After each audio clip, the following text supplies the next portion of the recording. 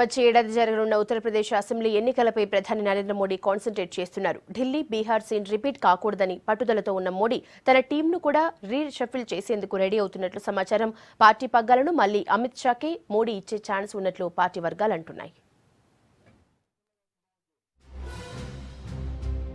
రాష్ట్రాల ఎన్నికల్లో వరుస ఓటములు, పార్టీ చుట్టూ బిగుసుకుంటున్న వివాదాలు బీజేపీ నాయకత్వాన్ని ఆలోచనలో పడేసినట్టే కనిపిస్తున్నాయి.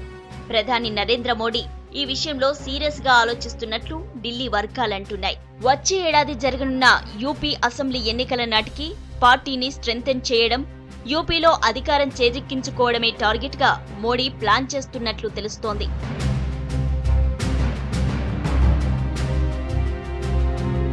కేబినెట్ విస్తరణతో ప్రధాని మోడీ తన ప్లాన్ ఇంప్లిమెంట్ చేసే అవకాశం ఉందని సమాచారం.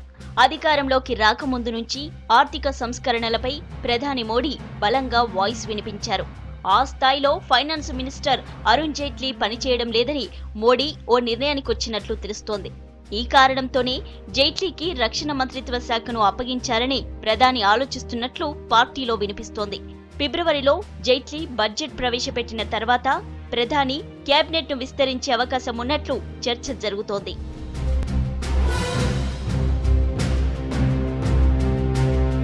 విద్యుత్ శాఖ మంత్రిగా పీయూష్ గోయల్ పనితీరుతో ప్రధాని సాటిస్ఫై అయ్యారని, ఇప్పుడు ఆర్థిక శాఖను పీయూష్ కే అప్పగించాలనే ఇంట్రెస్ట్ చూపిస్తున్నారని తెలుస్తోంది.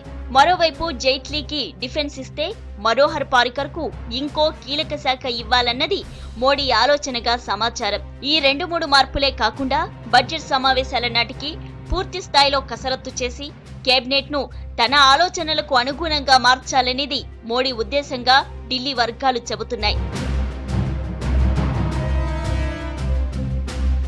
ఇక యూపీ ఎన్నికలను అత్యంత ప్రతిష్టాత్మకంగా తీసుకుంటున్న ప్రధాని ఆ బాధ్యతను తనకు నమ్మకస్తుడైన అమిత్ షాకే అప్పగించే అవకాశం ఉంది. బీజేపీ అధ్యక్షుడిగా త్వరలో అమిత్ షా పదవీకాలం ముగుస్తోంది. అయినా పోటీలో ఎవరూ లేకపోవడంతో మళ్లీ షాకే అధ్యక్ష పీఠం కట్టబెట్టేందుకు మోడీ ప్లాట్ఫామ్ రెడీ చేస్తున్నట్లు తెలుస్తోంది.